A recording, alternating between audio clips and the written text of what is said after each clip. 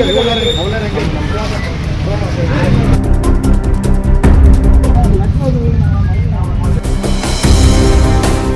சட்டக்கல்லூரியில இன்னைக்கு முதலாம் ஆண்டு படிக்கக்கூடிய ஒரு மாவோன்ற மாணவர் தன்னோட உயிரை வந்து ஹாஸ்டல்ல மாய்ச்சிட்டு இருக்காரு. என்ன காரணம்னு பாத்தீங்கன்னா, அவரு தான் கட்டின ஃபீஸை வந்து ரீஃபண்ட் பண்ண சொல்லி கேட்டிருக்காரு. எதுக்காகனா, நான் தன்னுடைய அப்பாவோட மெடிக்கல் எக்ஸ்பென்ஸ்க்காக அதை ரீஃபண்ட் பண்ண சொல்லி கேட்டிருக்காரு. கல்லூரி நிர்வாகம் வந்து ரீஃபண்ட் பண்ணல. ஆனா அது வந்து அதுக்காக மன உளைச்சல் ஆகி அவர் தன்னோட உயிரை வந்து மாச்சிக்கிட்டாரு. இது வந்து கன்ஃபார்ம் ஒரு சூசைடல் தான்ன்றது எல்லாருக்குமே எங்க எல்லாரோட ஒப்பீனியன் அதுதான்.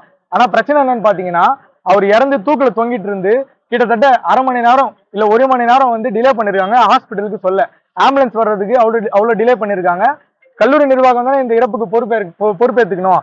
அவர்கள் வந்து இந்த மாதிரி லேட் பண்ணி கிட்டத்தட்ட அரை மணி நேரம் லேட் பண்ணி ஆம்புலன்ஸ் கூப்பிட்டதால கூட ஒரு உயிர் போயிருக்கலான்ற ஒரு கோணத்துல காவல்துறை விசாரிக்கணும்.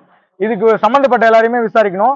இதுக்கு சார்பாக இந்த சட்டக்கல்லூரி மாணவர்கள் இந்த போராட்டத்தை எடுத்திருக்காங்க. அதுக்காக கல்லூரி நிர்வாகம் இவங்க மேல எந்தவித ஆக்ஷனும் எடுக்காம தகுந்த பாதுகாப்பு வழங்கணும். இந்த போராட்டம் மூலியமா ஒரு 2 விஷயத்தை தெரிவிச்சுக்கிறோம். ஒண்ணு வந்து அந்த சட்டக்கல்லூரி மாணவனோட ஃபீஸை, அதாவது அவன் கட்டி இருக்கக்கூடிய ஃபீஸை ரீஃபண்ட் பண்ணணும். அவர் ஃபீஸை வந்து எப்ப ரிட்டர்ன் பண்ண சொல்லி நிர்வாகத்திட்ட சொல்றாரு? அது நிர்வாகம் எப்படி 4 நாள் ஒரு நாள் இல்ல காலேஜுக்கு வந்து 4 நாள் சார். அவர் வந்து இப்போ புதுசா வந்து அட்மிஷன் போட்டிருக்காரு சார். போட்டதுல இருந்தே அவர் வந்து இந்த காலேஜ் வந்து எனக்கு பிடிக்கல, நான் வேற காலேஜ் சேர போறேன்றது அவரோட கோரிக்கை. ஆனா ஃபீஸ் கட்டிட்டா நிறைய காலேஜ் வந்து ரீஃபண்ட் பண்ண மாட்டாங்க. அந்த மாதிரி இவங்களும் ரீஃபண்ட் பண்ண மாட்டேன்னு சொல்லியிருக்காங்க.